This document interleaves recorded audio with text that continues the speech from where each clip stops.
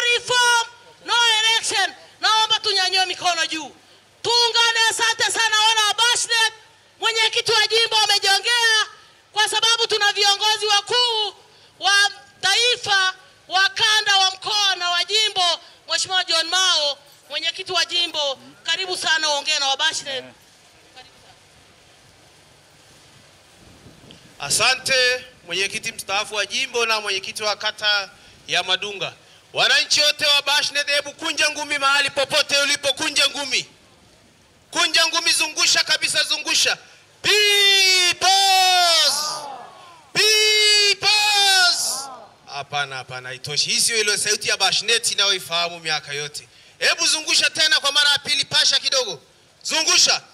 Peoples! Peoples! Chadema!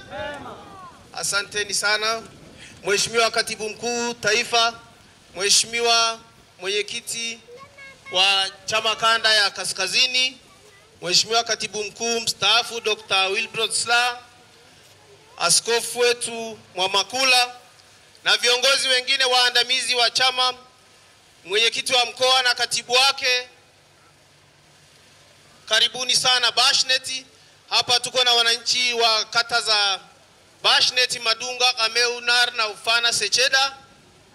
Kwa hiyo kwenye mkutano wetu tunawakaribisha sana. Peoples! Nimepewa kazi kidogo kutokana na kwamba nina itifaki ya viongozi wa kitaifa. Kabla ya kuwakaribisha,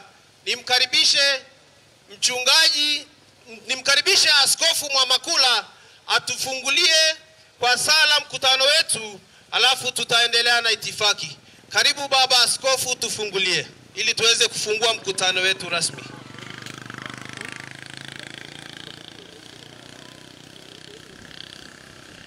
Watu wa BASHNET, tumsifu Yesu Kristo. Hakika nimefurahi sana kufika mahali hapa na kuwaona mkiingia kwa makundi, kwa umoja. Nilichokiona tofauti na sehemu kote nilikopita, nimeona ninyi ni watu ambao mnakwenda kimakundi, sio ya kwenda mmoja. Na kwa sababu hiyo najua ujumbe wangu utafika sana mahali hapa, kwa sababu mkiamua ninyi mtakuwa mmeamua eneo zima. Huu ni mkoa wangu wa 14 kuzunguka nchi nzima nikiwa na ujumbe huu kwa niaba ya kanisa. Ninajua ya kwamba na ninyi mnafahamu hakuna mabadiliko yoyote ya maana yaliyokuwahi kutokea mahali popote bila kushiriki kwa kanisa. Hata kama kuna shida ya maji, kukiwa na shida ya elimu, kukiwa na shida ya afya, kanisa linatangulia mahali na kuandaa na kuwasaidia watu. Serikali ndio inakuja mwishoni. Nakosea? Ndivyo ilivyo. Lakini hivyo pia, kama kuna shida ya watu wanaonewa mahali popote, Mungu ndio anayekuwa wa kwanza kuona kilio cha watu hao, kwa sababu yeye ndio aliyewaumba kwa mfano wa sura yake. Na yeye anawainua watu katikati ya hao ili wawainue, wawatie moyo, wawaokoe, wawakomboe. Mungu ndio anainua viongozi. Kwa sababu hiyo, na hata katika nchi ya Tanzania, wakati tunadai uhuru wa Tanganyika, Mungu alimuinua Mwalimu Julius Nyerere ili azunguke nchi nzima ya Tanzania, ya Tanganyika wakati huo kudai uhuru. Lakini kabla Nyerere hajainuka, Mungu alimtumia padri wa kanisa Roman Catholic. Alikuwa misionari Father Welsh.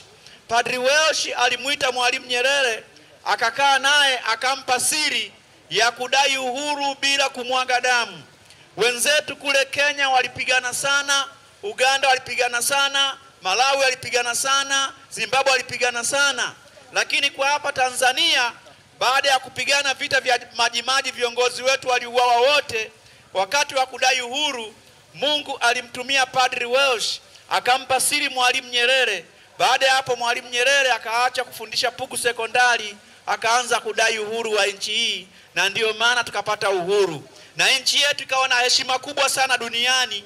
Lakini ilipofika baadaye tukapata shida kidogo, na shida hii ndio imetufanya hata sisi viongozi wa kanisa tusimame kuzunguka nchi nzima. Hii shida imetokea katika nchi yetu.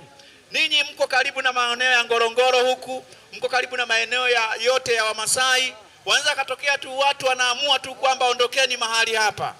Basi tu watu vizazi na vizazi wameishi mahali hapo, lakini watokea tu watu wanatunga sera kwamba ondokeni, watu wanauawa, watu wanapotea na hakuna mtu ambaye anajali. Ukiachia hiyo, wakati wa uchaguzi watu wanapora uchaguzi, watu wanaua watu, wagombea wanauawa, wanachama wafuasi wanauawa. Lakini pia watu wanatekwa, mnasikia habari za kutekwa, watu wanapotea.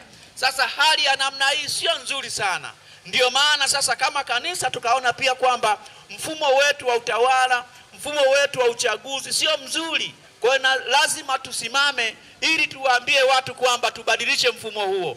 Na ndio maana mlisikia hapa katikati askofu ambaye ni rais wa kanisa Katoliki hapa Tanzania, Pisa, Baba Askofu Pisa ni mwenyeji wa maeneo haya, ni mzaliwa wa maeneo haya. Yeye akasimama kwa niaba ya kanisa kuambia watawala, akasema watawala wamwachie huru Tundu Lissu bila masharti yoyote, kwa sababu wamempa kesi ya uhaini, ni kumuonea tu.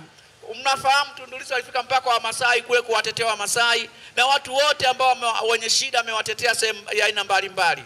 Kwa hiyo ili kunyamazisha sauti yake wakampa kesi ya uhaini. Sasa kanisa likasema kwamba mumuachie huru, lakini kanisa likasema pia tuandike katiba mpya, tubadilishe sheria zetu za uchaguzi ili tuwe na uchaguzi huru na wa haki. Hiyo alisema kanisa Katoliki. Lakini pia kuna mwana wa nchi hii anaitwa Hotai. Yeye ni askofu wa kanisa Anglikana kule Kilimanjaro, na yeye alisema hivyo hivyo wakati wa Pasaka.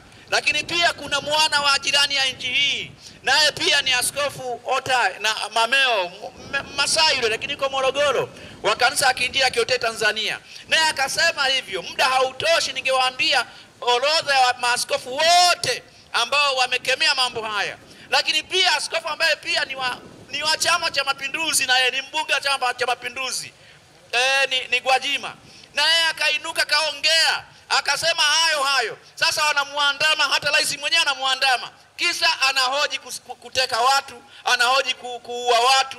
Ndio vitu vya namna hiyo. Sasa baada ya kanisa kusema hivyo, watu wasiojulikana walituma na watu wasiojulikana wakaenda wakataka kumuua padri wa kanisa Katoliki ambaye ni katibu mkuu wa baraza la maaskofu, Father Kitima. Walimpiga, lakini Mungu hakuruhusu auawe kama alivyompiga risasi 16 Tundu Lissu akufa.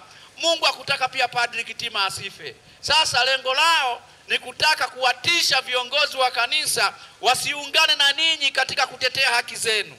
Lakini hakuna mahali popote ambapo duniani ambapo viongozi wa kanisa waweza kanyamaza.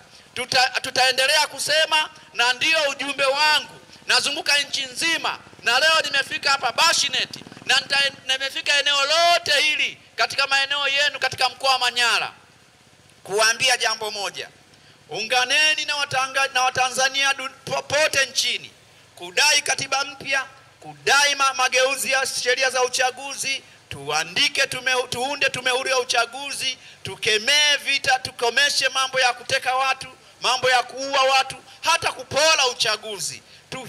Tukomeshe vitu hivyo. Tukomeshe mambo ya kuua watu huko mapolini Manyara. Watu wanakwenda huko kulima, sijui kuvua samaki, sijui kuwinda, si kupita tu, wanauawa. Na wakishauawa hakuna anayewajibika. Kwani ninyi hamjasikia majirani zenu huko katika Manyara huko wakiuawa na TANAPA? Wanauawa na TANAPA. Wanapouawa na TANAPA, mmewahi kusikia aliyewaua amepelekwa jela? Hakuna. Lakini sasa cha ajabu ni kwamba ng'ombe wako akipita kwenye poli pale, ng'ombe wako anaweza kauawa, akaumizwa, lakini wewe hata ukiuawa hakuna anayejali. Sasa mambo kama haya sisi kama kanisa tunasema hapana. Ushenzi huu tunataka kuukomesha katika nchi yetu. La mwisho ambao mtaka kujua kabisa, muelewe kwamba kumwaga damu, ibada hizo ni ibada za sanamu, ni ibada za kafani, ni ibada za kishetani. Tukiruhusu kumwaga damu, maana yake wakati wa uchaguzi watu wakiuawa, damu ikimwagika, alafu watu ndio watangazwe ushindi, hiyo sasa ni ibada ya sanamu. Hiyo ni ibada ya shetani, ni ibada ya kipepo. Mngependa Tanzania irudi kuwa iwe ni ibada ya sanamu kweli? Tunataka Tanzania iwe huru, iwe na haki, si ndio? Kama mnakubaliana mimi, nyanyueni mikono yenu. Asante sana. Endelea kunyanyua ya mikono. Huku juu ndiko Mungu aliko. Mpaka nitakaposema shusheni, maana tunaenda kumuomba Mungu. Kwa jina Mungu Baba na Mwana Mtakatifu, amina. Mungu, ninakushukuru kwa ajili ya kulipa kibali kufika kwa watu hawa, watumishi wako, wana wa nchi hii hapa Bashnet. Asante kwamba wameacha shughuli zao zote, wamekuja familia nzima, wazazi na watoto na wakina mama. Wako hapa kwa ajili ya kuitetea haki katika nchi yao. Basi mikono hii iliyonyanyuliwa ikawe ni ishara ya kwamba Mungu anakutumaini wewe. Isiwepo mamlaka yoyote ya kuwanyamazisha, kuwatesa watu na kuwaua watu wa Bashnet. Katika jina la Yesu Kristo mwenye uweza, ninakemea roho zote za mauaji katika nchi hii. Roho ya uporaji kura, roho ya utekaji kashindwe katika jina la Yesu, sema amina.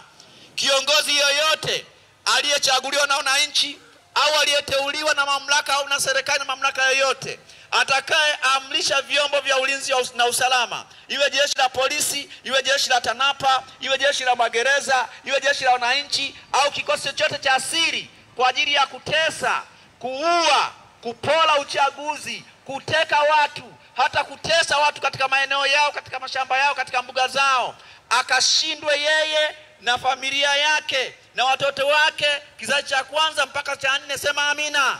Kiongozi yeyote wa jeshi lolote lile katika nchi hii, liwe linalojulikana au liwe la asili, apokee amri iliyo haramu kwa ajili ya kutesa, kuua, kunyamazisha watu na kuiba kura, akashindwe katika jina, sema amina. Kiongozi yeyote yule atakayeshiriki kufuta vijiji vya watu, kufuta taasisi zozote zile ambazo zinatetea watu, akashindwe yeye, akafedheshwe yeye, kizazi chake, watoto wake, kizazi cha kwanza, cha pili na cha tatu, sema amina.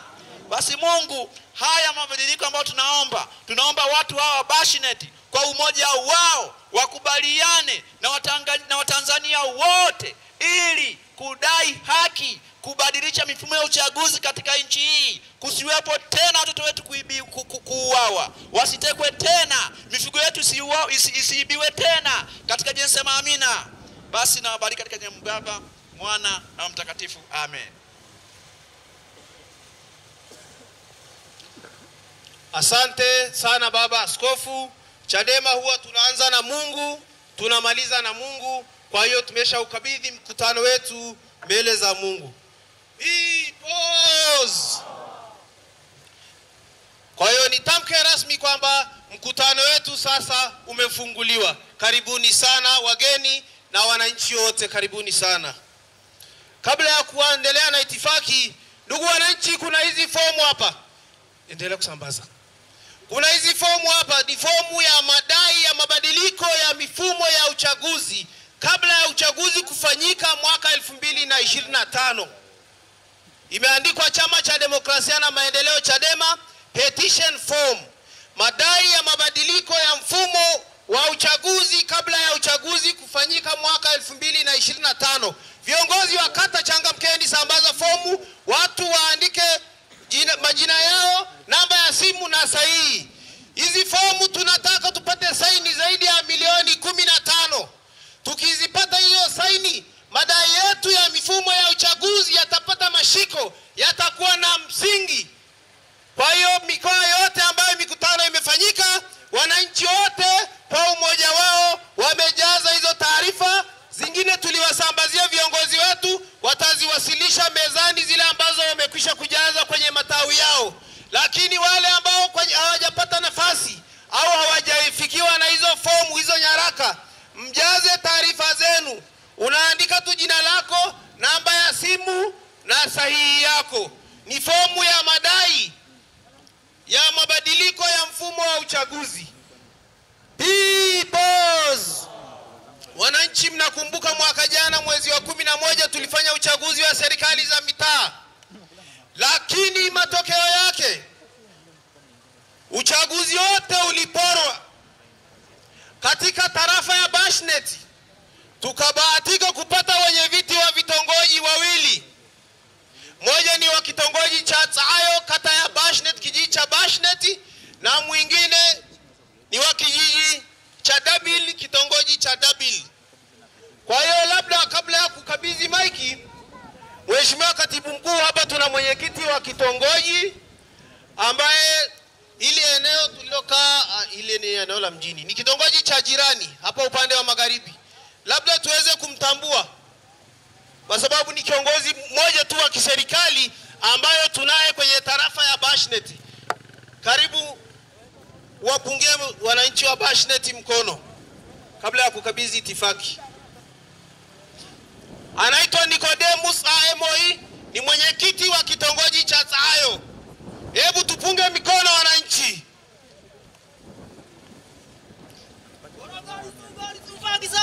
Fagizare bagari fagizare yamare Tsayo ro adagina adogina lel idia polisi darwadit adina kwamus ina yaande garzika. Asante sana. Kwa ujumla ni kwamba kitongoji cha Tsayo waliiba kura wakajua wamefanikiwa kwamba zimetosha. Kumbe mtu wao hana kura hata 20. Waliweka za wizi kura nyingi wakasema imetosha. Lakini kwa bahati mbaya sana mtu wao hana hata kura 20. Kwa hiyo kura zetu zikaendelea kuwa nyingi. Hatimaye nguvu ya umma ikashinikiza akatangazwa. Kwa hiyo kutokana na itifaki na muda, namkaribisha mwenezi wa baraza la vijana taifa aweze kuendelea na itifaki. Karibu sana. Asante sana mheshimiwa mwenyekiti. Watu wa Bashnet peoples. Hebu kunja ngumi namna hii tusalimiane Bashnet. Kunja ngumi namna hii tusalimiane peoples. Peoples. Asanteni sana mheshimiwa katibu mkuu, karibu sana Bashnet.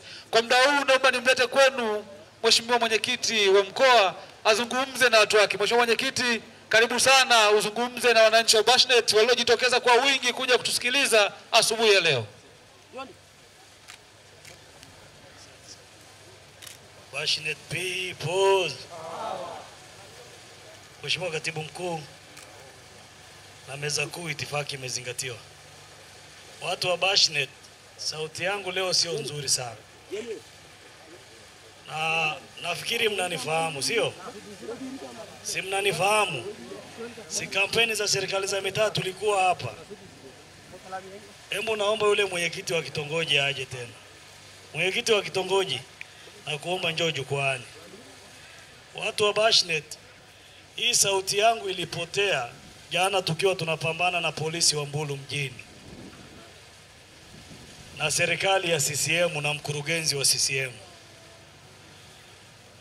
Mbulu mjini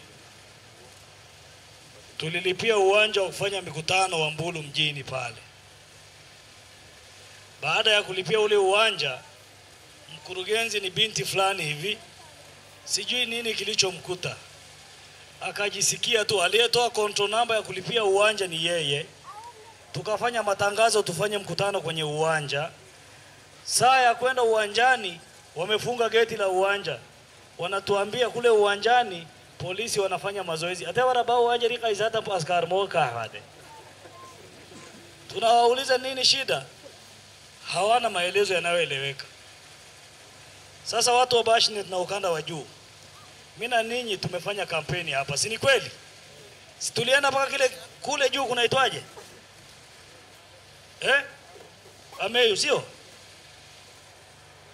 Bashnet baada nduga to CCM gera kitongoji ne kijijiri ta biratla sare la atame akutia ka irqur bashna lamto gata tle kunga khuake garangis kungisa kwa te musire nistaka idero gara tasas baka lari ako dore der ako taiba ayawi khaybar sare ba irqori he kodir baskel duga fis ba ayawi kungu injera he asihimi ataayege labir ba ayawi khamata gari oi in khatitike ndir qiyamiki.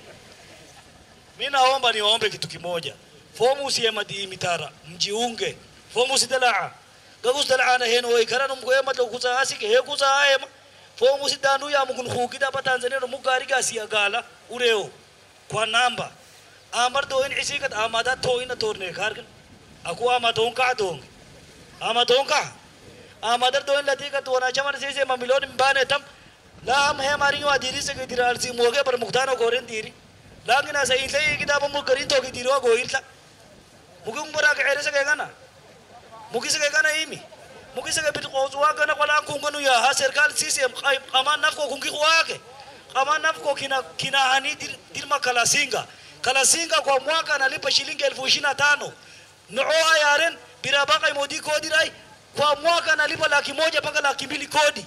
Mkisa kagana adori. Peoples.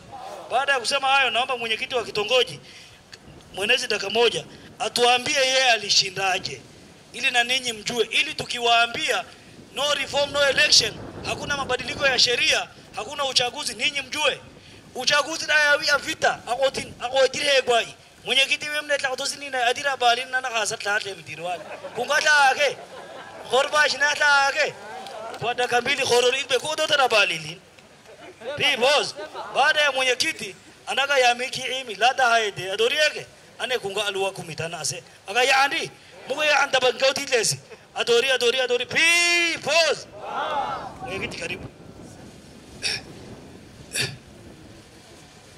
Asante Mheshimiwa Katibu Mkuu, Mheshimiwa John Nyika, Katibu Mkuu mstaafu Dr. Wilbrod Shah. Awali yote ni kupe pole, nilikumbuka tarehe 2024 wakati tulikuwa kwenye mchakato wa uchaguzi wa serikali za mtaa. Tulikuwa na mgombea ubunge wetu aliyezungumza hapa, wakati wewe ulikuwa unapelekwa hospitali ukiwa na matatizo ya macho, tukiwa tunaongea kupitia simu. Kwanza nikupe pole kwa sababu siku ile tulikisubiri hukufika kwenye kikao chetu. Ndugu wananchi, wakati siku ile ya uchaguzi tulipambana, lakini cha kubwa ni elimu tuliyopewa na kiongozi wetu, diwani wetu mstaafu Mheshimiwa Tara alivyotufundisha namna ya kupambana na hao wana CCM ambao wanataka kupora uchaguzi wetu. Tulichokifanya ndivyo tulivyofanikiwa. Asubuhi tuliamka mapema tukapambana kulinda masanduku yasiingiziwe kura hewa. Na akili walio nayo sasa mwaka uliopita 24 hii serikali ya uchaguzi wa serikali za mtaa walikuja na akili fulani la kufungua ndo zile na ni sanduku zile za kura. Walifungua. Kwa hiyo wanaitupa kura kama taktaka kule ndani, zile kura za kujiongezea. Kwa hiyo inataka CCM itatan, CCM takhintatan ka kan urdogi kan dogi kura asma angin alelen inar magahan ya alelen asma ndo gwerero ataga si angi dabani ndo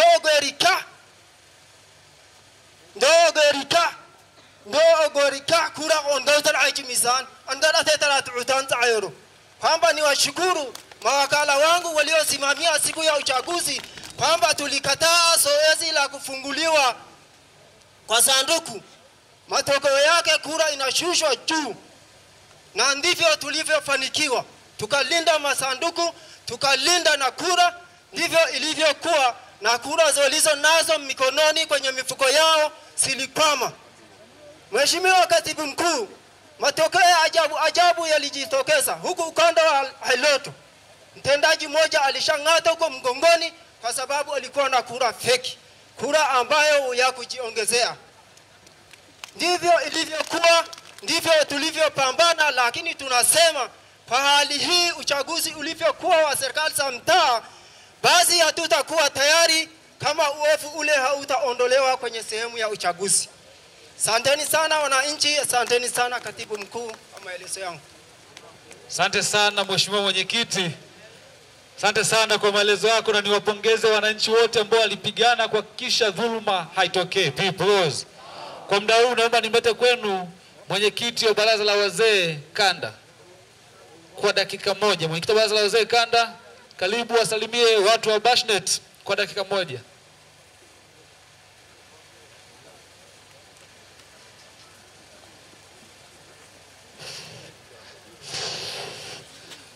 Wananchi wa Bashnet hodi.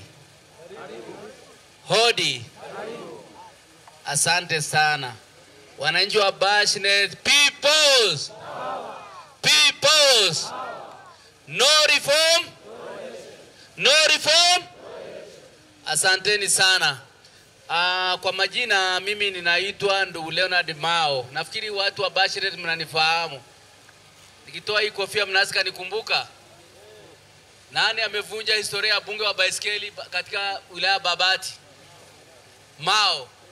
Ndio huyo hapa. Mnakumbuka historia mwaka 2000? Nilizunguka na baiskeli nikigombea ubunge vijiji 42 vya Babati vijijini. Na mkaniwekea jina la mbunge wa baiskeli. Cheo ambacho ninacho mpaka leo sijampata mwingine wa baiskeli kunizidi. Peoples! Hatimaye nimeingia Chadema mwaka 2009 na ni kiongozi wa Chadema. Hapa nilipo ni mwenyekiti wa baraza la wazee wa Chadema kanda ya kaskazini, kwa maana ya wilaya mkoa wa Manyara, Arusha, Kilimanjaro na Tanga. Na nimesimama hapa kuwasalimia, sitakuwa msemaji sana leo kwa kuwa ni mwenyekiti wa kanda hii ya kwetu. Nitapata fursa ya kuanza ziara yangu katika mkoa wa Manyara na nitapata muda wa kutosha kueleza mengi ambayo yanatuhusu wananchi wa mkoa wa Manyara na wilaya Babati na tarafa ya Bashnet. Tunaelewana wananchi wangu? Lakini niwakumbushe mambo mawili. Hapa tulipo tu kwenye operation ya no reform no election. Na hiyo operation inaendeshwa kwa sababu kuu katika mazingira ambayo hatuwezi kueleza kwa haraka. Viongozi wataeleza kwamba kura zetu tunapoenda kwenye uchaguzi tunanyang'anywa kura. 2019 tulienguliwa viongozi wetu na tukanyang'anywa kura. 2020 hivyo hivyo, na 2024 juzi mwaka jana katika kura za serikali za mitaa, ushuhuda aliotoa mwenyekiti wa kitongoji cha Tayo ni ushuhuda wa kweli kwamba huwezi kushinda kwa uhalali. Ni lazima upambane mpaka na damu itoke. Lakini mahali pengine watu wanauliwa. Mwaka jana katika uchaguzi za serikali za vijiji tumepoteza watu wasiopungua 7 katika nchi hii. Mmoja wapo ni jirani yetu hapa Singida, walimua kwa risasi. Walimua mtu kwa risasi. Lakini sasa uchaguzi huu kama kuna mauaji na kuna kuumizana, kuna haja ya kuendelea kweli bila kurekebisha mfumo wa uchaguzi jamani? Bariser Bashnet, wananchi wa Bashnet, mnakumbuka kwamba sisi hapa tuko mchanganyiko, kuna wana CCM, kuna wana Chadema. Nataka niwaambie kitu kimoja. Sisi hapa tunatambulika kama Watanzania. Lakini Tanzania imetokana na Zanzibar na Tanganyika kuungana na hatimaye tukapata jina la Tanzania. Na katika mazingira hayo, maana nchi mbili kuwa nchi moja, sisi kwa tunaitwa Watanzania. Lakini ukienda Zanzibari hakuna Mtanzania bali kuna Mzanzibari. Kuna kaubaguzi ambao sisi hatujagundua kwa sababu sisi tumekuwa huru. Tanzania, Tanganyika imepotea. Lakini matokeo ya kupotea kwa Tanganyika, wenzetu wa Zanzibar, kwa mfano tukienda kwenye vijiji, kuna watendaji wa vijiji wanaongoza katika nchi yetu kubara. Nilikuwa Mtwara, nimekutana na watendaji wa vijiji wasiopungua 11, lakini wametoka wote Zanzibari.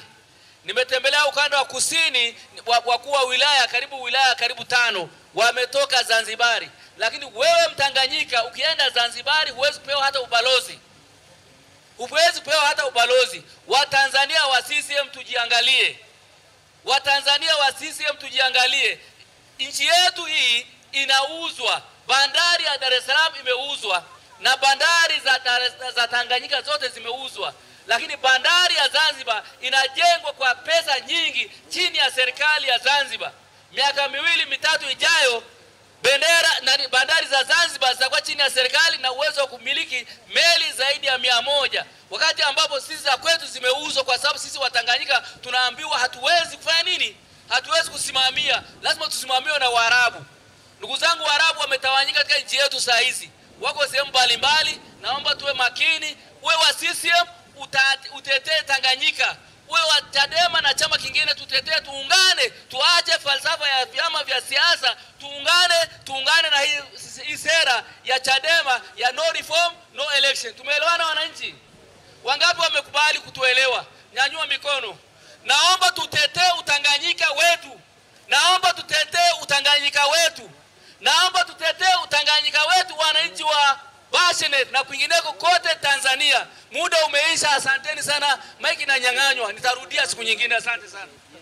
Asante sana mzee. Mwenyekiti wa baraza la wazee mzuko umeanza kupanda. Peoples. Naomba nimlete makamu mwenyekiti wa Chadema kanda ya kaskazini kwa dakika 2 za kizungu kabisa. Mheshimiwa Katibu Mkuu Taifa John Mnyika, Mheshimiwa mwenyekiti wa kanda ya kaskazini, Mheshimiwa Dr. Wilbrod Saa, balozi na katibu mkuu mstaafu wa Chadema, Baba Askofu Mama Kula, makamu mwenyekiti wa Bavicha Taifa, pamoja na viongozi wote wa mkoa. Mwenyekiti yuko hapa. Khorar Bashnet Lawai. Mimi unumkwe agerva su Mikaelu Amina sul muhaitag ari. People! Aya, asanteni sana.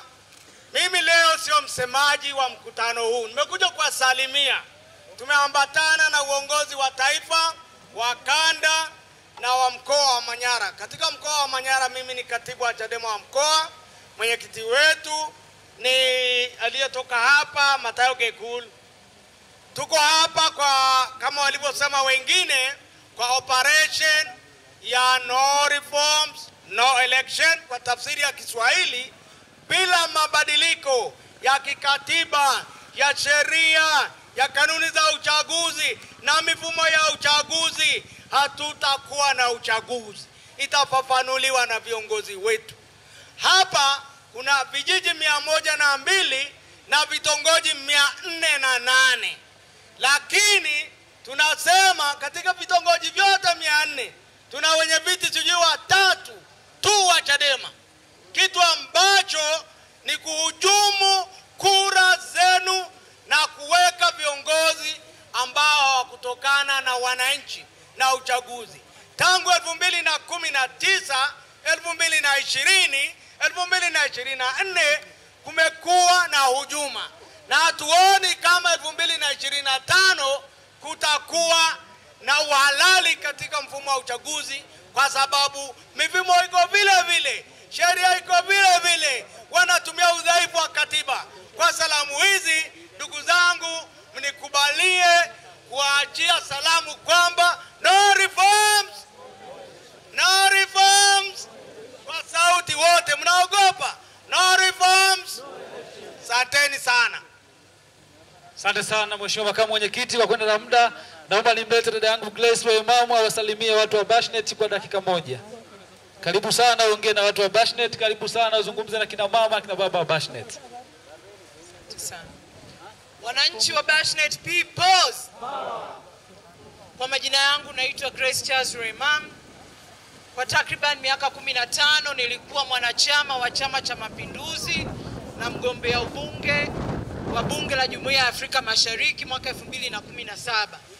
Lakini sasa nimeamua nijiunge na Chama cha Demokrasia na Maendeleo. Nitataja sababu zangu, lakini ni nyie mwishoni ambao mtaniambia kama nimefanya uamuzi sahihi au nimekosea. Chama cha Mapinduzi kimepotoka, na sio chama tu, bali serikali yake na bunge lake. Maana sasa hivi 99% ni la bunge la wanachama la Chama cha Mapinduzi. Nitaanza kuelezea kwa nini nasema chama kimepotoka. Karibu miezi 2 au 3 iliyopita tuliona vijana wa Chama cha Mapinduzi wakiwa na naibu spika Zungu wakiwa wanafanya mazoezi huku wanaimba kwa furaha kabisa kwamba wapinzani wakifa wenyewe hawawezi kulia, lakini watawatupa ziwani wawe chakula cha mama. Unaweza ukawaza hiki ni chama cha aina gani? Chama ambacho kinafurahia Watanzania wenzao wafe. Kwa nini ninasema serikali imepotoka?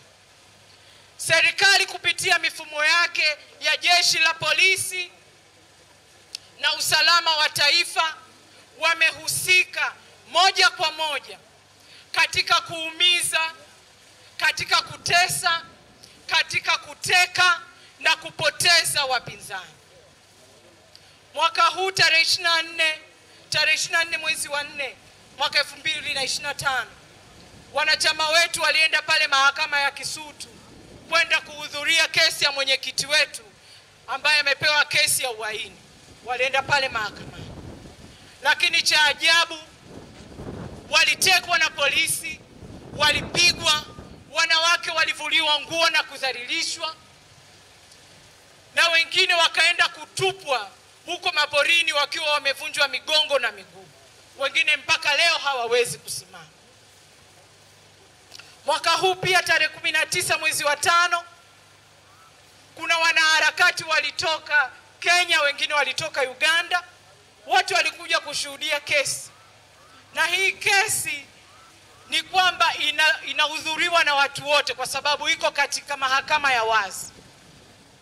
Lakini watu wa usalama waliwakamata, wakawapiga, na huyu dada anaitwa Agata kutoka Uganda, yeye alifanyiwa vitendo vya kikatili zaidi kwa sababu alibakwa,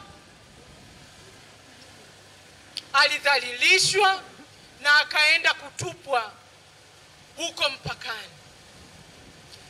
Sasa unajiuliza tuna serikali ya aina gani? Na kwa nini ninasema kwamba bunge limepotoka? Wiki kadhaa zilizopita Askofu Gwajima aliongea kuhusu haya matukio ya utekaji. Lakini bunge badala ya kusupport kwamba kuna Watanzania kweli wanatekwa na kwamba inabidi kuliongelea hili swala, hii utekaji huu ukome, bunge likamshambulia huyu askofu na likaanza kusema kwamba sisi ambao tunaongea ni kenge na inapaswa tushughulikiwe. Inasikitisha sana. Mnaweza mkashangaa napata wapi ujasiri wa kuongea haya, lakini mimi ni Mkristo na ninasoma neno, na uoga ni dhambi. Ukisoma Ufunuo 21 mstari wa 8, waoga wamewekwa kundi moja na wazinzi na wauaji na watu wanaoabudu sanamu na waongo, na adhabu yao ni lile ziwa la moto. Ukisoma Timotheo wa 2 sura ya 1 mstari wa 7, inasema kwa maana Mungu hakutupa roho ya uoga, bali ya nguvu na ya upendo na ya moyo wa kiasi. Sasa kwa nini niogope? Tuko tayari kusema ukweli, tuko tayari kusimamia Watanzania, na ndio maana nimejiunga na Chadema. Sasa naomba niwaulize watu wa Bashnet, je, nimekosea? Kwa nini niishi katika hofu na uoga na kuishi katika chama cha kihuni na kiharamia wakati Watanzania wenzangu wanapoteza uhai kila kukicha? Sisi wenyewe hatuna matumaini. Hujui leo ukilala kama kesho utaamka salama. Lakini naomba niwaambie wana Bashnet, usiogope. Imeandikwa mara 365 katika Biblia. Ina maana neno linatukumbusha kwamba kila siku katika siku ya mwaka ambao una siku 365, usiogope, kwa sababu Mungu yupo na anaona yanayoendelea na atatusimamia. Asanteni sana. Asante sana dada yangu Grace. Asante sana, umemsikia Peoples. Nimeona ndugu zangu jeshi la polisi mahali hapa, na mimi naomba niwape ujumbe mmoja. Jukumu la kwanza la jeshi la polisi ni kulinda raia na mali zake. Kwa miaka 7 sasa ninyi polisi mmegeuka wauaji na watekaji wa raia na sio kulinda raia mali zake. Tumekuwa na matukio mengi ambapo polisi mnahusishwa. Kumekuwa na matukio ya kutekwa ndugu zetu, kupotezwa ndugu zetu, wengine kuokotwa wamekufa, na mtumio wa kwanza matukio hayo ni jeshi la polisi kwa kivuli cha watu wasiojulikana. Peoples. Jeshi la polisi limetoka kwenye misingi yake ya kulinda raia, limeingia kwenye misingi ya kudhuru raia na kuwaumiza wananchi wa Tanzania. Vijana wa taifa hili ni waathirika wakubwa wa mateso ya jeshi la polisi. Peoples. Tumesikia sinawi mazungumzwa. Jeshi la polisi, vyombo vya usalama vinafika hatua ya kutuhumiwa kwa ubakaji. Wanateka mtu, wanaenda kubaka. Hilo jeshi la polisi au ni majambazi? Matukio ya utekaji na uaji yanaendelea kwenye nchi hii. Hatujawahi kuwa na jeshi la polisi likiwajibika kutimiza majukumu yake, kuwatafuta hao wauaji ambao wanajaribu kujitenga nao. Kwa kuwa wameshindwa kuwatafuta na hawana mpango wa kuwatafuta, jibu la moja kwa moja, matendo ya kidhalimu ya kiuaji na kitekaji, wao ni washirika wa moja kwa moja na serikali yao ya CCM Peoples. Naomba nimlete baba yetu Dr. Wilbrod Peter Slaa azungumze na watu wa Bashnet.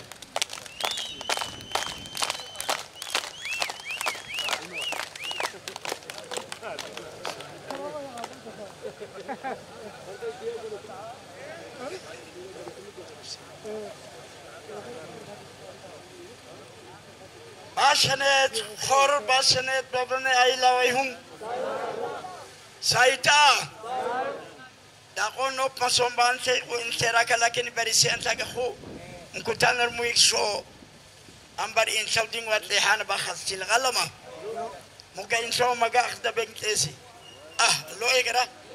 Asanteni sana. Katibu mkuu, sija kusema, niliwauliza wangapi wanakumbuka mkutano wa mwisho tuliofanya hapa, na karibu nusu wamenyosha mkono. Bashnet, nianze kidogo. Mimi nimsaishe kidogo kijana wangu aliyoongea hapa. Amepeleka mashambulio yake kwa askari. Hawa vijana nimeshiriki kutengeneza kitabu chao kinachoitwa PGO. Na kama walisoma vizuri watanielewa. Mimi ndiye niliombwa na bunge, niliandika ile document ya kuomba fedha Uingereza, tukafanya seminar ya kutengeneza mwongozo wa kazi yao, na mwongozo ule hatimaye aliyekuwa mkuu wao IGP Saidi Mwema akaweka kwenye document ambayo leo wanayo. Hawa vijana muwasamehe, lawama zote wanabebeshwa, na nitaeleza kwa kifupi ili maaskari tusigombane nao. Wako wabaya kati yao, kwa sababu hata ukiagizwa ukiende kubaka wewe, kosa ni la kwako. Agizo alibaki, wewe ndio umeenda kubaka. Sawa jamani? Kwa kama wako wanaobaka apande, hayo ni ya yule mtu. Askari aliyevaa crown, yani ile nembo ya taifa, hawezi kubaka. Kinachofanya hawa maaskari wabake ni Samia, sio mtu mwingine. Na naomba piga picha, peleka. Anayesababisha hawa wabake, anayesababisha hawa vijana wetu wapotee, anayefanya watoto wetu wauawe ni Samia, na natoa sababu. Mwaka jana 2024 Samia ametunga sheria ambayo haina vigezo duniani kustahili kuitwa sheria. Kwa nini? Ametengeneza jeshi linaitwa Jeshi la Usalama wa Taifa. Jeshi la Usalama wa Taifa lililotengenezwa, maapande nyewe ni mashahidi. Nyewe mkikamata mtu mnakitoa mnampeleka. Jeshi la Usalama wakikamata wanapeleka wapi? Kituo chao kiko wapi? Lakini wananchi wanakamatwa. Lakini sheria hiyo imetungwa na Samia. Tutamlaumu nani mwingine kama sio Samia? Ni mkikamata mtu, sheria yako inakuambia ndani ya masaa 8 umeshaandika statement. Jeshi la Usalama, haki ya binadamu, haki ya vijana wetu wanalindaje? Hawana utaratibu unaowaambia ukimkamata mtu unampeleka wapi na utaratibu gani utakaa naye, statement yake itaandikwa masaa mangapi. Hakuna. Anayeua nchini Samia, si mwingine. Tusiwapotezee hawa. Anayeua taifa hili ni Samia mwenyewe. Sasa muda ungetosha ningeingia yote mengi. Muda hautoshi. Kumbukeni Rais Nyerere alisema kidogo tu kabla ya kufa, kidogo tu kabla ya kifo chake, alisema rais yeyote atakayefuata nyuma yangu, msipoangalia wa Tanzania, atakuwa dikteta. Kwa Samia ametabiriwa na Nyerere kwamba kuna rais atakuja atakayekuwa dikteta.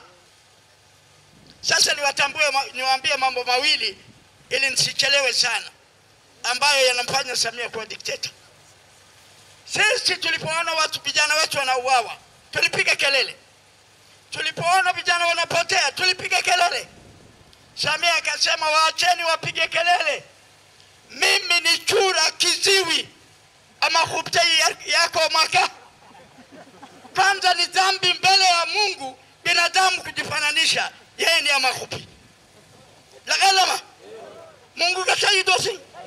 Yani anamtukana hata Mwenyezi Mungu atapataje baraka. Rais anasubutu kwamba yeye ni amakhubi. Kwa hiyo wananchi pigeni kelele, lieni chochote, fanyeni chochote. Mimi siwasikii. Kwa hiyo tatizo la kwanza la Tanzania iwe la ubakaji pamoja na hao wa Uganda na wa Kenya, iwe la watu wengine. Katibu mkuu ni juzi tu, naibu katibu mkuu wako alikamatwa. Nilichosikia ni mambo ya kutisha. Maaskari walikuwepo kweli pale hapo, lakini kapelekwa mahali. Kama bahati si bahati mbaya tu fulani, sitaisema kwa sababu pelelezi unaendelea. Na hakika hata yeye angefanywa mambo ya ajabu. Amepona kwa sababu ya mazingira yale mengine. Sasa hatuwezi kuvumilia katika nchi. Vijana wameuliwa, askofu amesema. Lakini yako mengi yanayowagusa kungamdirie. Watoto wenu wanaenda shule. Na hakika kuna watoto wa pompo wengi sana Bashene. Gajenkona, kazi ya kutafuta ajira ni ya nani? Ni ya serikali. Lakini ama amejifanya yeye ni amakhubi. Sasa kama ni amakhubi atatoaje ajira? Ni afadhali hata amakhubi na ikosi kitunza. Samia la taba bungero heta afeswa bunge badala kuzungumza matatizo ya wananchi, hata matatizo ya maskari wangu. Wabunge siku nzima hotuba ya wizara ya mambo ya ndani wanaongea mtoto wa Samia Abdul agasi kungalakasika. Wachache wanasikilizaga redio. Yani ndani ya bunge, angalia vijana wangu pale. Maaskari ni muhimu sana kwa sababu askari asipokuwepo hata hapa sekunde mbili tutauana sisi. Hawa ni watu muhimu duniani, lakini wanawekwa kwenye mazingira na wao hawana namna ya kwenda kujitetea. Ndio maana nimeamua niwatetee askari, lakini nipeleke lawama panapostahili. Sasa tumekuja hapa kwa ajili ya no reform, no election. Hakuna uchaguzi kama hapata kuwa na mabadiliko. Mabadiliko ya katiba, mabadiliko ya sheria, mabadiliko ya kanuni za uchaguzi. Garmanenda diriwa kwesi. Murundi atachebaya unge mpaka yao meshina kunga o. Maeneo yote ya Tanzania tuna taarifa ya jinsi uchaguzi wa 24 ulivyokufa. Uchaguzi kwa kawaida si mapambano. Na mimi niwaelimishe. Mesikia nimetambulishwa hapa kama balozi. Samia kwa ujinga wake akaninyang'anya ubalozi, lakini kumbe hata hajui balozi akishakabidhiwa kuna taratibu. Kama nilikuwa nimefanya kosa, kuna taratibu za kumondoa balozi. Hajui. Sasa rais ambaye ni mjinga kiasi hiki, tutakaa naye mpaka lini? Ninasema hivi kwa sababu ya hatua 1, 2, 3 ambazo hajui. Mimi nimeondolewa, lakini nchi nilikofanya kazi ya ubalozi wananitambua. Sasa nani mjinga hapa? Mimi sijaondoa wala sijafutwa cheo cha ubalozi, kwa sababu hata barua sina, kwa sababu rais hajui taratibu za kuondoa balozi. Sijui kama mnanielewa. Sasa no reform tumesema. Hatutaki haya mliopitia, haya aliyopitia kijana wangu yarudie tena kwenye uchaguzi ujao. Kwa tumesema uchaguzi adahan pale tu kama katiba imerekebishwa, sheria zimerekebishwa, kanuni zimerekebishwa. Najua katibu mkuu atauliza na labda kuna mengine yatataka maoni yenu. Kwa mimi nataka kuweka tu ndio msimamo wa Chadema. Na saizi Chadema ndio chama pekee, hamna chama kingine Tanzania. CCM imeshakufa. Na ili kuonyesha CCM imekufa, niwaambie kilichotokea jana. Eti ilani ya CCM imetolewa, ina picha ya Samia. Tangu lini ilani ya chama inawekwa picha ya rais? Kwa hiyo rais bila ile ilani nayo inakufa. Haelewi hata hiyo maana yake nini. Yaani ukiweka ilani ya mtu kwenye kitabu cha ilani, rais akipa kama ilivyotokea kwa Magufuli, kwa sababu hakuna anashika Mungu ana mawazo gani. Maana yake Samia akifa, ilani hiyo inayopitishwa na CCM nayo imekwenda kaburini na Samia. Mtaiona, mimi nayo tayari hiyo ilani iliyopitishwa jana. Nataka kuonyesha CCM yote kama ilivyo, akili imeshaondoka. Hatuna ugomvi na mwanachama wa TANU au wa CCM wa Bashanet, hatuna ugomvi na wewe. Ugomvi wetu ni CCM viongozi. Wananchi sisi tunakula pamoja la kalama. Asa bamari ni mwikayo chamarka. Tunaishi pamoja. Hatuna ugomvi wa Tanzania. Ugomvi wetu ni viongozi wetu wanaotupoteza. Kwa muda huko na tunakwenda mikutano mingine miwili. Mimi naomba niwaage. Wangapi wanakubali kama hakuna marekebisho hakutakuwa na uchaguzi? Bashanet, embu mkowali tuone. Naona umeshatuelewa. Sitarefusha tena, naomba niwaachie wengine. Peoples! Tena kwa nguvu. Peoples! Asanteni sana, Mungu awabariki. Asante sana baba yetu Daktari Dr. Wilbrod Peter Slaa. Watu wa Bashanet tumemsikia. Kabla ya kumleta mwenyekiti wa kanda, naomba nimtambulishe kwenu katibu mkuu wa Baraza la Vijana Chadema Taifa. Kwa sababu ya sauti hataweza kuwasalimia, amepiga kazi sana zaidi ya mikutano 30, sauti yake haiko vizuri. Huyo ndo katibu mkuu wa Baraza la Vijana Chadema Taifa, Mheshimiwa Dua Hamdi ya Mzito. Mheshimiwa mwenyekiti wa kanda, karibu sana uzungumze na watu wa Bashanet.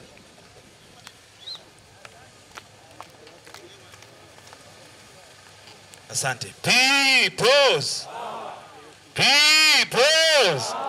No reforms. No reforms. Mheshimiwa Mnyika, Mheshimiwa viongozi wote wa kitaifa, Baba Askofu, Dr. Slaa, itifaki imezingatiwa sana. Nile mbele yenu naitwa Samuel Welwel, ni wakili, lakini pia ni mwenyekiti wa chama kanda ya Kaskazini. Tutakuja siku nyingine kwenye mkutano hapa, tutazungumza mambo mengi kwa ajili ya itifaki, na leo yupo katibu mkuu. Mimi nitasema mambo machache. Kizingatia pia mimi ni wa hapa nyumbani, mimi ni wa Karatu, ni wa Haidelei. Kwa hiyo tutakuja tutasema vizuri, au sio? Peoples, tumekuja operation ya chama chetu No Reforms No Election imeingia kwenye kanda yetu. Tuna mikutano 22 na leo kwa mkoa wa Manyara ni mkutano wa 4. Mheshimiwa Mnyika, umesikia walipoulizwa habari ya No Reforms wanaelewa. Hii ni habari njema kwa Chadema kwamba wananchi nchi nzima habari ya No Reforms No Election imefika vizuri. Si ndio jamani? Wangapi wanaelewa No Reforms No Election? Kwa mantiki hii tuna hakika tutakapokwenda kwenye mpango wa pili, na mimi ni mjumbe wa kamati kuu ya chama taifa, tunapita kwenye awamu ya kwanza, wa Tanzania waelewe tu maana ya No Reforms No Election na umuhimu wake katika maisha. Tukienda kwenye mpango wa pili, tunakuja na mkakati kabambe sasa wa kwenda kuuzuia uchaguzi, au sio? Kwa hiyo katika awamu ya kwanza naamini Mheshimiwa Mnyika wananchi wameelewa vizuri. Nyinyi mnafahamu uchaguzi wetu sio huru kabisa. Wangapi wanaelewa hilo kwamba uchaguzi sio huru? Kama tarafa nzima mwenyekiti wa kitongoji aliyotangazwa ni huyu mmoja, tena kwa nguvu ya umma, wengine wote hawakutangazwa. Kama polisi wamekuja wa kutosha kwenye na CCM na serikali yao wanazuia mwenyekiti wa kitongoji asitangazwe, je, watakubali diwani atangazwe? Kama kwa mwenyekiti wa kitongoji kimoja kaya 80 kaya 200 hakuna TRA, yule mwenyekiti hahusiki na kukusanya fedha, mwenyekiti wa kitongoji hahusiki na rasilimali zingine, mambo madogo ya kitongoji, kusuluhisha migogoro ya mke na mume, wanazuia Chadema isitangazwe. Kwa mbunge watakubali? Kwa rais watakubali? Peoples, kwa mantiki hiyo Chadema tumeona kwa sasa tuje kwa wananchi. Tukienda mahakamani, jaji mkuu, majaji wa mahakama kuu wanateuliwa na nani? Rais ambaye ni nani? Ni Samia, ambaye ni mwenyekiti wa chama gani? Yaani sisi Chadema tukifungua kesi mahakamani tunakwenda kusikilizwa na jaji aliyeteuliwa na mwenyekiti wa CCM. Tutashinda hiyo kesi? Peoples. Yeye ndio anaamua mishahara ya majaji wa mahakama kuu na mahakama ya rufani. Tuko pamoja jamani? Tukienda kwenye Tume ya Taifa ya Uchaguzi, anayeteua mwenyekiti wa tume na makamu pamoja na makamishna wa tume ni nani anawateua watu wa Bashnet? Rais ambaye ni mwenyekiti wa chama gani? Wa CCM. Yaani mwenyekiti wa CCM naye ni mgombea. Mkutano mkuu wa CCM ulishampitisha awe mgombea wa kiti cha urais. Na yeye ndio anateua watakaosimamia uchaguzi.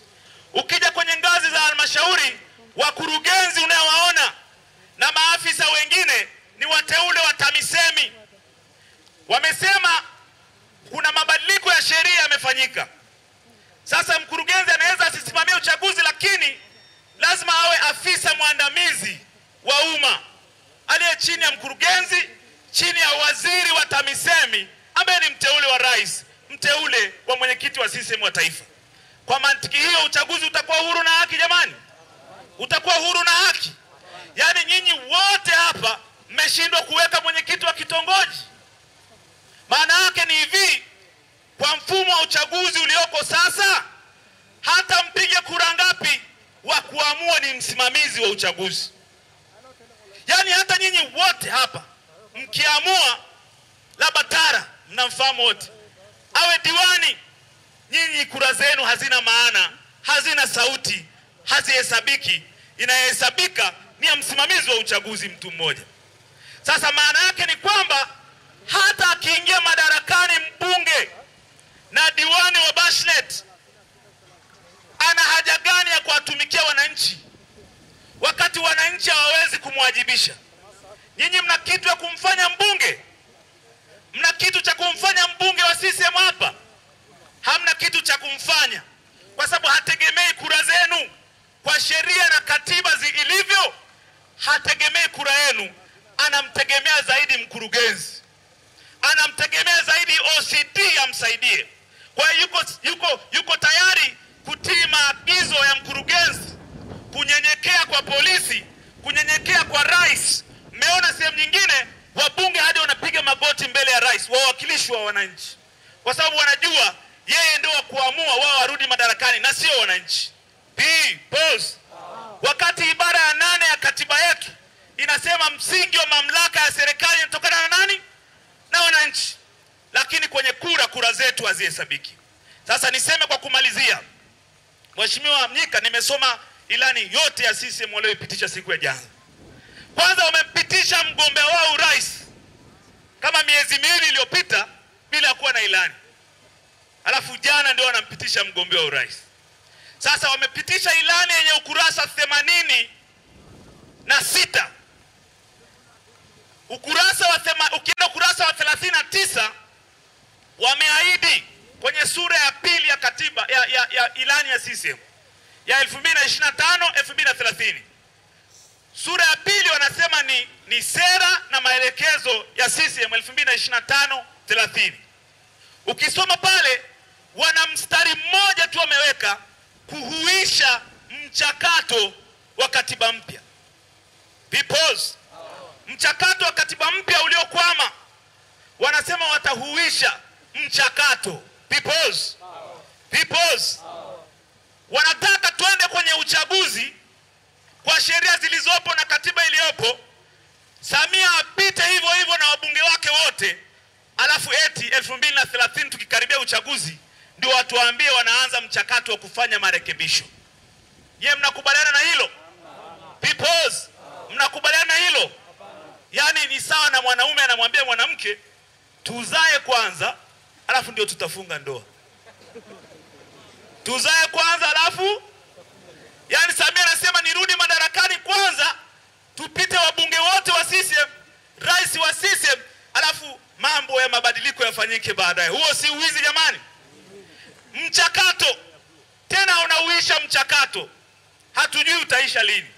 Kwa hiyo niwaombe sana watu wa Bashnet, mtuunge mkono.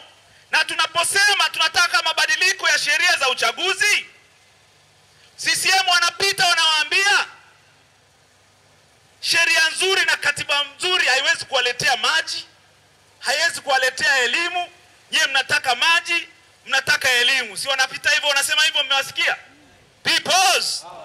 Lakini mnajua bunge limeendelea, limepitisha budget, au sio? Wabunge ni wanasiasa au sio wanasiasa? Ni wanasiasa au sio wanasiasa?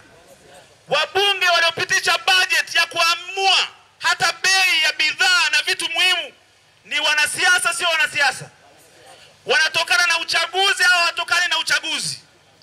Sasa kama hivyo ndivyo, maana yake mwananchi wa Bashnet, wewe unaathirika moja kwa moja na kazi za wanasiasa na sheria mbaya za uchaguzi.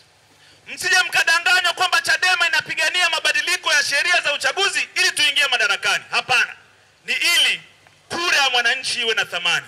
Niwashukuru sana, Mungu awabariki sana. Tutakuja kuzungumza tena siku nyingine. Mheshimiwa Mnyika,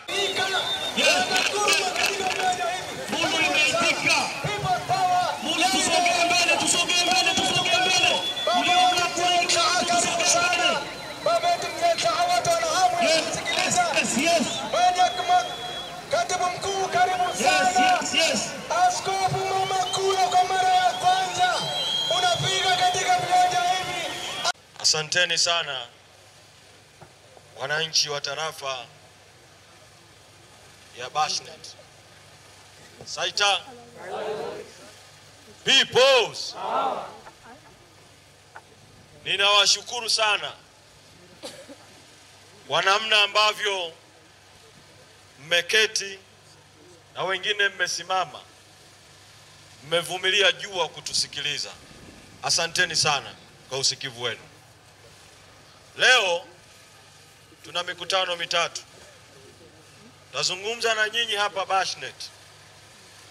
Tukitoka tutakwenda kuzungumza na majirani zenu wa Dareda.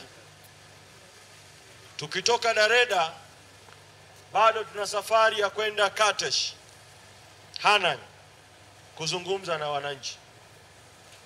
Kwa hiyo nitazungumza mambo machache siku ya leo. Ndugu zangu wa Bashnet, la kwanza nianze nalo hili ambalo mwenyekiti wa kanda amelidokeza kwamba rafiki yetu Laurent leo anarejea tena Chadema. Karibu sana hapa jukwani. Nitangulie na hili. Sijui yuko wapi. Nataka nianze na hili. Viongozi tutafanya mawasiliano tu, akifika hapa mtanitaarifu ili apande hapa.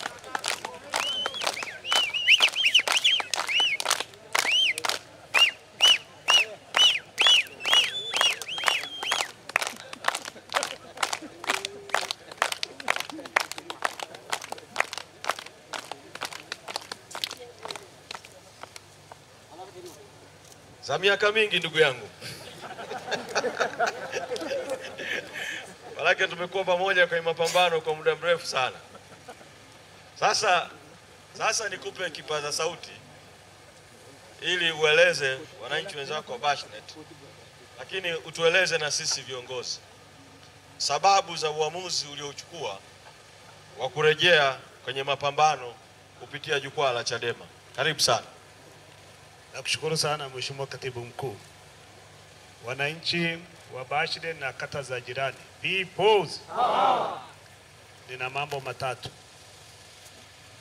Moja, kuna wakati niliona kwamba kwenye chama chetu na mazingira ya siku ya furahia yanafanana na tulikotoka, na nikaona basi na mimi nipumzike.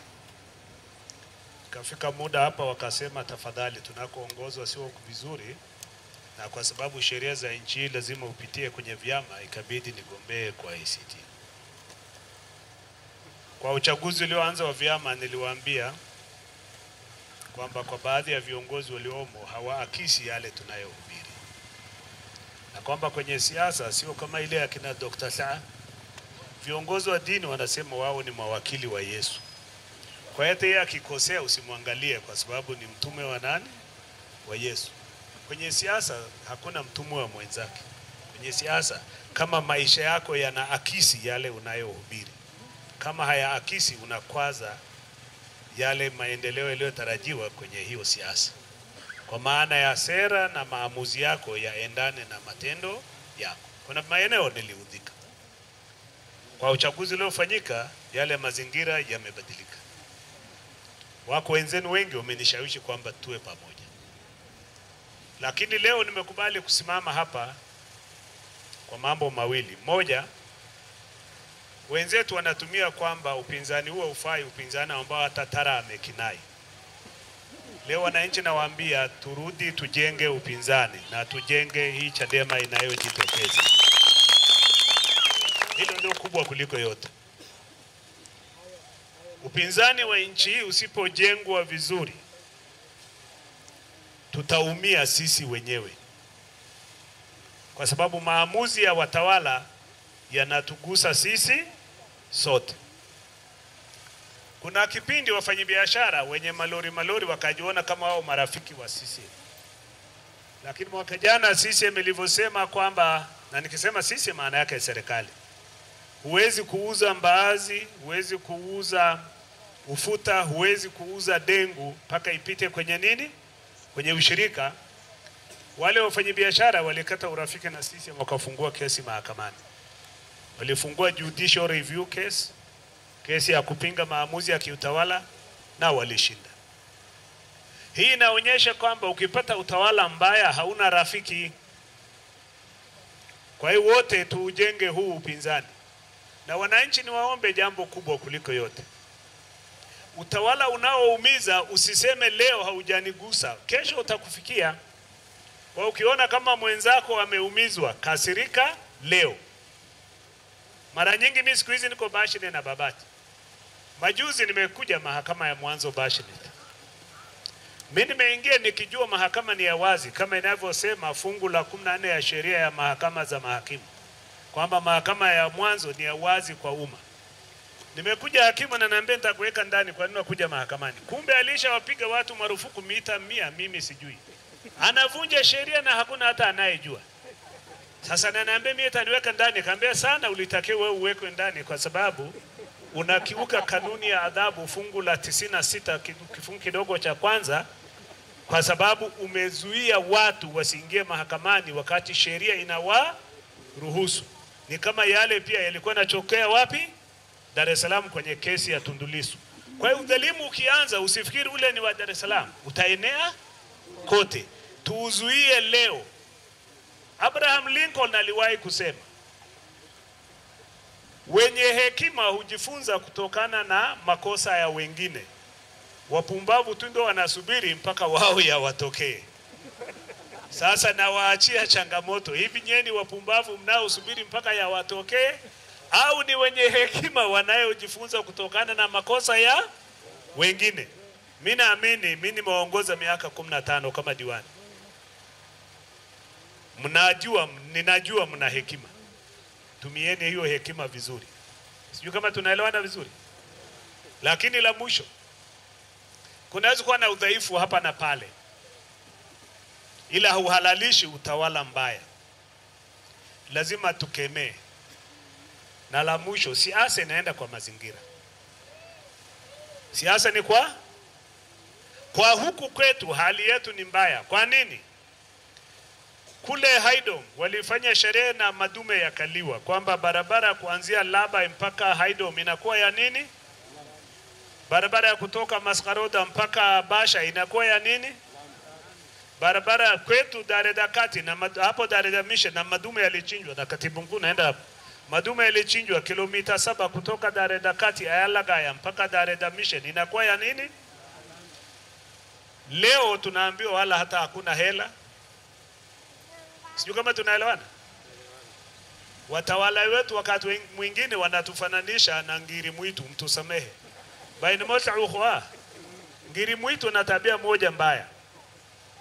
Akikimbizwa anaingia kwenye kichaka au hata kwenye shimo. Hakai hata dakika 20 wala hata achunguli, anarudi kwa spidi ile ile. Kwa hiyo waliomkimbiza kama wamekaa pale wanamchinja kirahisi. Sasa wananchi, sijui kama watawala wetu tumeona sisi tunafanana na ngiri, ukikaa hata dakika 20 ishi umeshasahau. Ningeomba tuonyeshe hasira yetu kwa watawala. Tunaelewana pamoja? Swala la kudhulumiwa kura ni la msingi, wote tukatae. Mimi ni mwanasheria kwa taaluma. Mimi nafahamu, Mheshimiwa Katibu Mkuu, tumeambiwa kwenye kesi, narudia, tumeambiwa kwenye kesi ya Tundu Lissu kwamba Tundu Lissu wanasema majaji wetu sio waadilifu. Naomba uniite niwe shahidi, nilete na kesi yangu. Imefanywa na majaji hao wangapi? 4. Mahakama Kuu jaji huyu, Mahakama ya Rufaa majaji wangapi? 1 imegeuzwa kuwa 2 wakati mimi naibiwa kura. Wote wameona hiyo ni sawa. Karatasi iliyotumika kituo kingine iliyobaki imekuja kuibia kwangu. Wameona hayo yote ni nini? Ni sawa. Tuna written submission iliyoenda Mahakama Kuu, majaji 4 wameona hayo ni sawa. Kwa msingi huu kusema kwamba nchi yetu watawala wameharibu mpaka mfumo wa mahakama sio wa kusingizia. Na mimi niko tayari kutoa ushahidi kama pana haja ya kufanya hivyo. Inawezekana wameshajaa wako wengi wa kutosha. Lakini kwa kifupi, wananchi na waombeni sana. Na waombeni sana tujenge upya upinzani. Na waombeni sana. Abarlo aga akidabana akaba upinzani ro khana si amhu mare orio jotta dalang iraglo orba harar ngira amhun iragwanta na ora kay tlaftatla ki harari tsup loete muy wadogin harar da kara harda alo qomar tafite motakara kayang harara galusan harara madda may wala iman kadaswa dukhud da kay gawa dukhukhun abalango ayan arelo alo orenda amurhu iraqnu firin ballo agaw bekha amhu mari qala upinzani tle hare asma tet'is na amamiselo wale.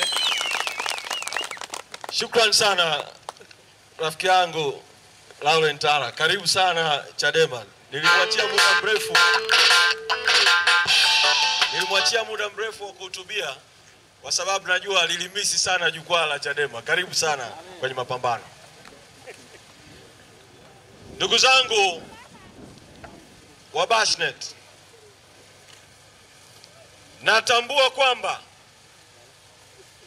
mngetamani sana siku ya leo tutumie jukwaa hili la Chadema kuzungumza matatizo mbalimbali ya wananchi wa Bashnet yanayosababishwa na watawala.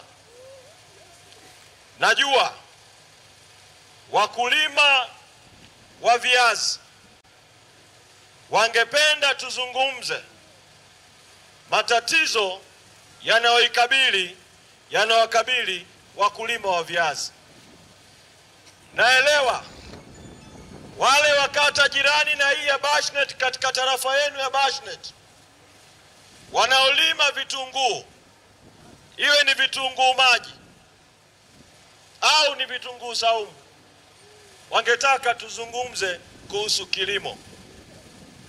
Wakulima wa mahindi nao wangetaka tuzungumze kuhusu kilimo, kwa sababu chini ya serikali ya CCM mkulima wa Tanzania amefanywa kuwa masikini wakati anaendesha shughuli muhimu ya kiuchumi, sio kwa Bashnet, kwa dunia.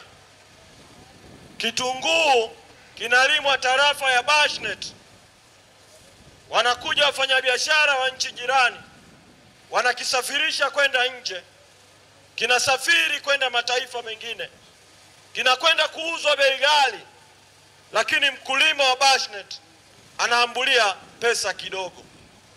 Kiazi cha Bashnet kinasafiri, sio tu kinafika Babati, kinakwenda Arusha, kinafika Dar es Salaam, lakini mkulima wa Bashnet maisha yake bado ni duni.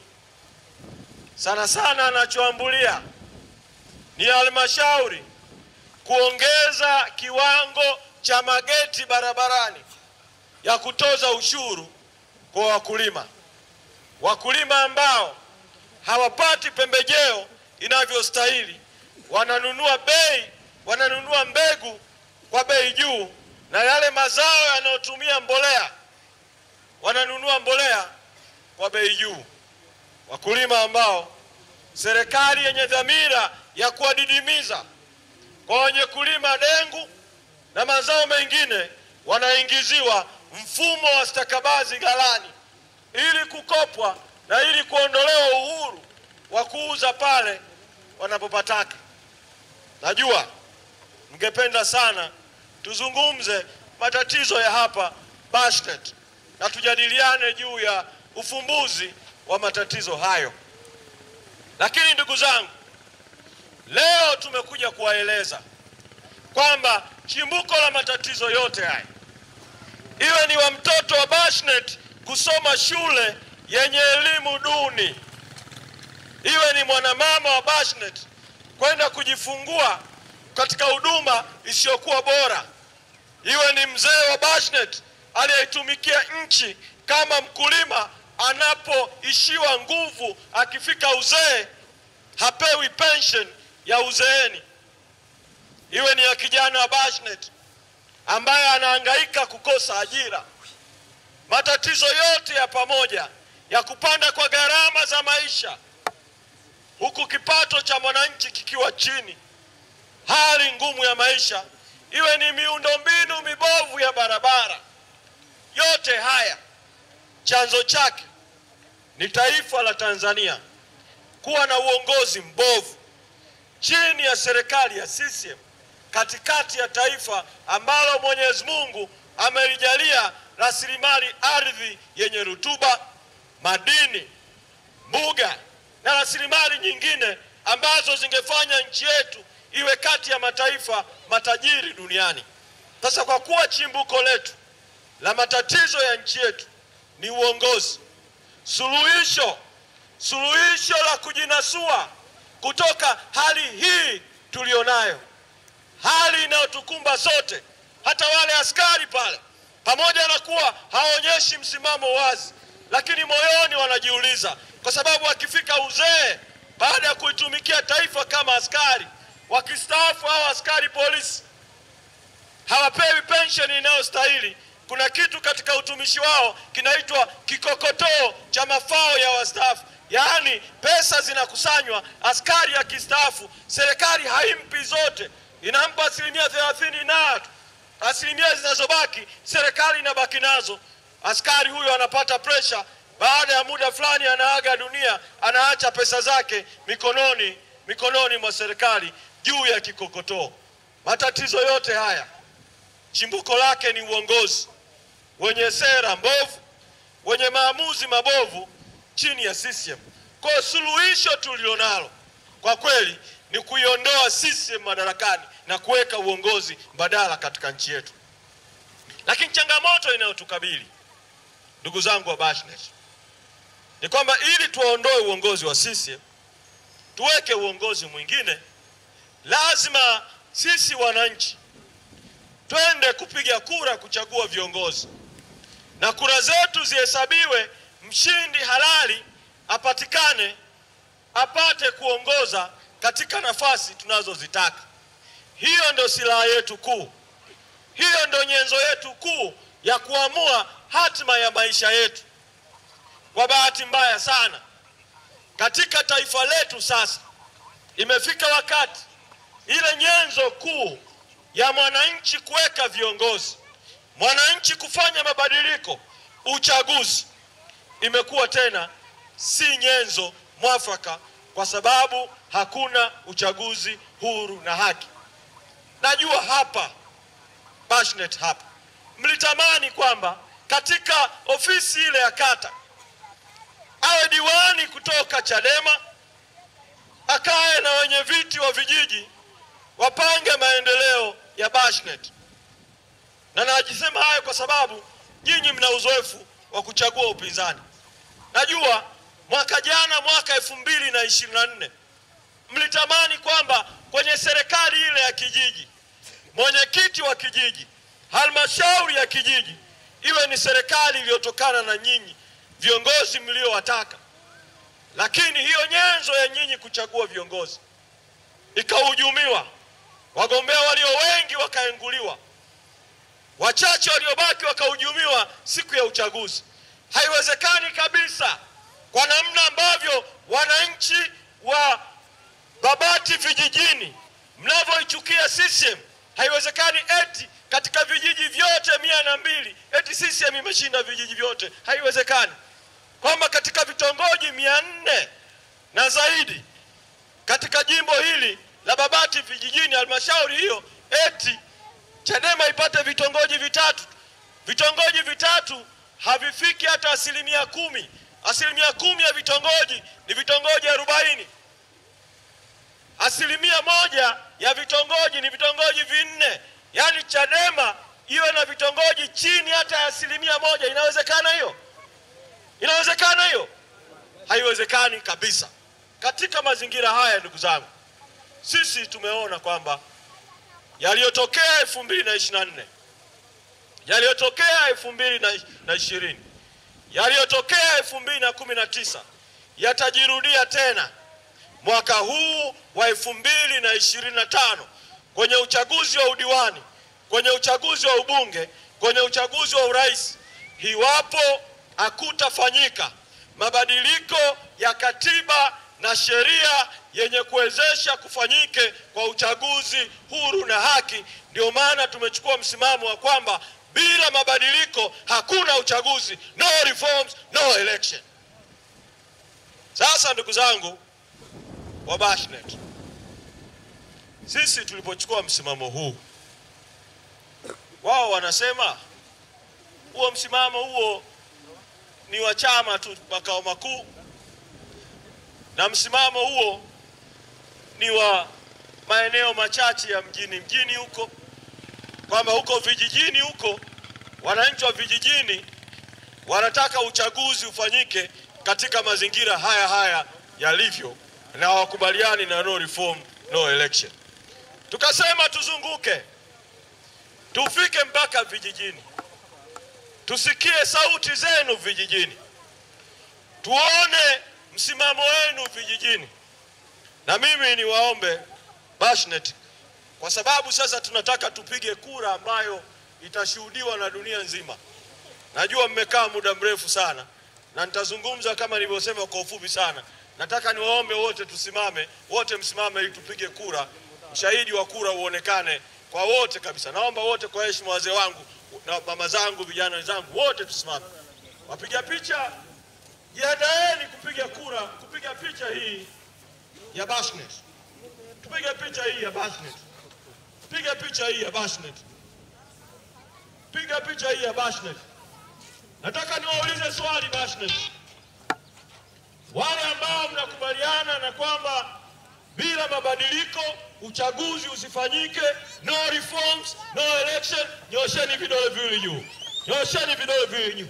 Nyosheni vidole viwili juu. Sasa wamepata picha, lakini nataka wapate na sauti ya wanakijiji wa Bashnet na tarafa ya Bashnet. Nikisema no reforms, tunasema no election. No reforms, no election. No reforms, no election. No reforms, no election. No reforms, no election. Shukran. Sasa hivyo kura ya pili, ili salamu zifike kwa watawala. Huu ni mwezi Mei unaishia leo. Oktoba ni uchaguzi. Sisi tumewaambia wafanye reform, wanasema eti muda hautoshi kutoka sasa mpaka uchaguzi kufanya reform. Sisi tumewaambia kama mnasema muda hautoshi, tuko tayari uchaguzi uahirishwe mpaka kwanza reform zifanyike. Sasa sisi wanasema hayo ni maoni yenu nyinyi. Wananchi wanataka uchaguzi ufanyike mwaka huu 2025. Wangapi mko tayari? Na hapa tukuje ngumu ile ishara people's power. People's power. Wangapi mko tayari kwamba uchaguzi uahirishwe mpaka reforms fanyike? Ngumi juu. Ngumi juu. Sokota ngumi kama uko tayari na hilo. Sasa hilo wasikie na sauti. Tuseme kwa pamoja, tuko tayari uchaguzi uahirishwe. Tuko tayari uchaguzi uahirishwe. Tuko tayari uchaguzi uahirishwe. Tuko tayari uchaguzi uahirishwe. Asanteni sana Bashnet. Sasa la tatu, na hili nalo tulipigie kura.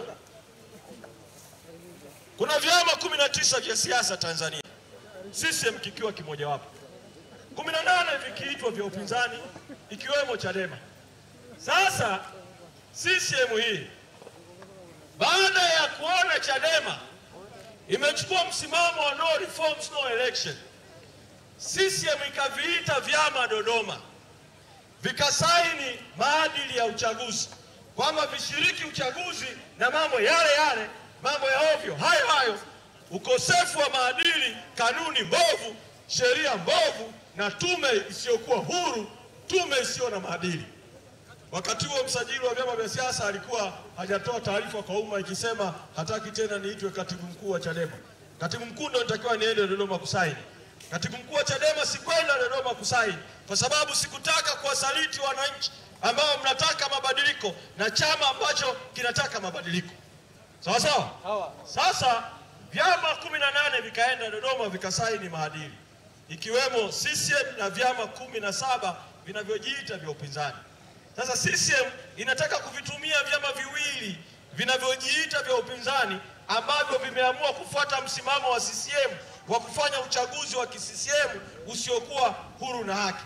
Mimi naomba Bashnet, vyama hivyo vikija, kwa sababu vimeamua kusaliti msimamo wa wananchi, vimeamua kushiriki uchaguzi bila mabadiliko, Bashnet msiwaunge mkono, msiwasikilize, msonge na msimamo wa no reform no election. Wale ambao mnaniahidi mko tayari kwa hilo, vidole viwili juu Bashnet. Vidole viwili juu. Vyama hivyo vinavyojiita vya upinzani vikija, mwapuuze, msihangaike hata kwenda kuwasikiliza. Asanteni sana, kwa sababu mkienda kuwasikiliza kama hivi, watapiga picha, watapeleka mataifa ya nje kwamba unajua Chadema peke yake ndio imechukua msimamo huo, lakini wananchi wanaunga mkono vyama vingine vya upinzani kushiriki uchaguzi. Sawa sawa?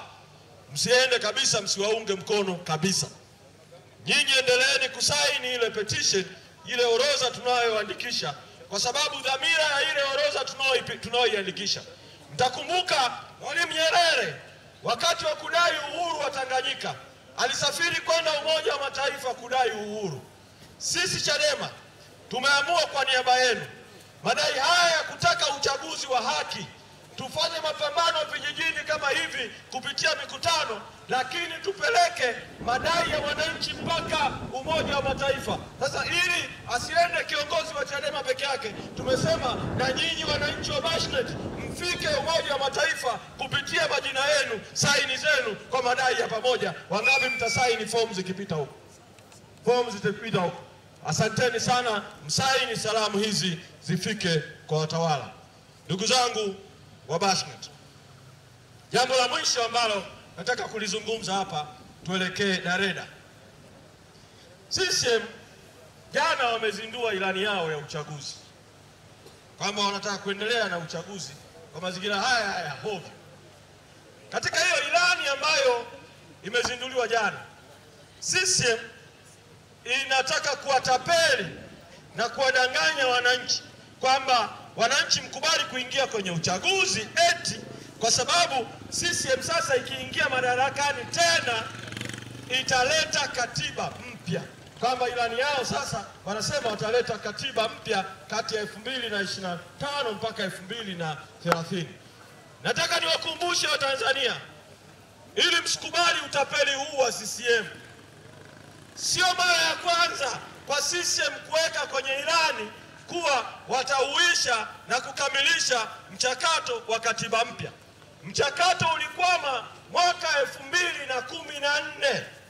Mchakato ulipokwama, tukaingia kwenye uchaguzi wa mwaka 2015. Ilani ya uchaguzi ya CCM ya mwaka 2015 mpaka 2020 ilisema wangeendeleza na kukamilisha mchakato wa katiba mpya, lakini hawakufanya chochote. Hawakufanya chochote kati ya 2016 mpaka mwaka 2020. Mwaka 2022 tukaingia kwenye mazungumzo na serikali ya CCM. Rais akiwa Rais Samia, kukutana naye Ikulu mwezi Mei mwaka 2022. Nilipata bahati ya kuwa sehemu ya timu yetu tuliyokutana na rais. Kati ya mambo ambayo tulimweleza Rais Samia ni kwamba Watanzania wanataka mchakato wa katiba mpya ukamilishwe. Akasema nyinyi mnataka mchakato ukamilishweje? Tukamweleza ufanyweje, vyombo vipi viundwe, ratiba iweje, ili katiba mpya ipatikane kabla ya uchaguzi wa mwaka 2025. Rais Samia akatoa ahadi ya uongo kwamba sasa nendeni mkazungumze jambo hili linafanyikaje. Tukaingia kwenye mazungumzo mwaka mzima. Wao wakaunda timu ya watu 5, sisi upande wa Chadema ikaundwa timu ya watu 5. Nilipata bahati kuwa sehemu ya hiyo timu ya watu 5. Tukazungumza nao kwa mwaka mzima. Mwaka mzima wanakataa katiba mpya. Baadaye wakasema wanatoa kauli kwa umma tu kwamba na CCM nayo iko tayari kwa katiba mpya. Neki ya CCM ikakaa ikatoa kauli. Walipotoa ile kauli, tukarudi tena kwenye mazungumzo. Ilipofika mwezi Mei mwaka 2023, CCM wakatujibu moja kwa moja usoni, kauli ambazo zinaonyesha kwamba CCM ina hofu na katiba mpya. Inajua katiba mpya itasababisha CCM iondolewe madarakani. Kwa hicho walichokiweka kwenye ilani ni uongo tu wa kuwadanganya wananchi, lakini CCM haiko tayari kwa katiba mpya. Ndio maana tuendelee kudai mabadiliko kwa nguvu. Tukishayapata mabadiliko, tuiondoe CCM madarakani, ili chama kipya, chama cha Chadema ambacho hakikushiriki kuiandika katiba ya zamani, ndicho kiwaletee Watanzania katiba mpya. Kwa hiyo niwaombe Watanzania, sikubaliane na utapeli huo wa CCM kwamba CCM italeta katiba mpya, kwamba ilani ya CCM italeta katiba mpya. Wangapi hamko tayari kwa huo utapeli wa CCM? Vidole vili juu. Vidole vili juu. Peoples! Sasa pamoja na kuwa wanaona vidole, tuwaambie kabisa na kauli ili wasikie sauti ya watu, kwa sababu sauti ya watu ni sauti ya Mungu, si ndio? Tuseme kabisa hatuko tayari kutapeliwa na CCM, si ndio? Hatuko tayari kutapeliwa na CCM, si ndio? Vidole vili juu. Hatuko tayari kutapeliwa na CCM. Hatuko tayari kutapeliwa na CCM. Hatuko tayari kutapeliwa na CCM. Asanteni sana Bashnet. Naomba mturuhusu tuelekee Dareda. Mungu awabariki sana. Asante sana.